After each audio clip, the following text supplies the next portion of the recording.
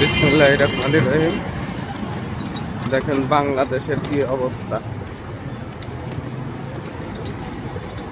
একদম একটু বৃষ্টি হয়েছে, পানি জমেছে, রাস্তা তো একটু ভালো নাই। এটা হলো স্টাফ কোয়ার্টারের রাস্তা। এটা মেরা দিয়ার পরে এমনি, মেরা দিয়ে বাজারের পরে এমনি এই রাস্তাটা। হ্যাঁ, কি অবস্থা, হাজার হাজার গাড়ি চলাচল করে কিন্তু রাস্তা ভালো নেই।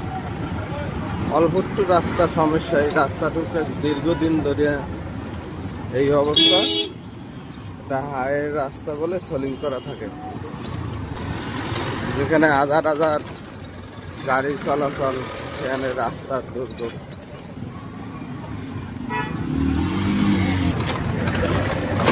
রাস্তার কন্ডিশন দেখছেন।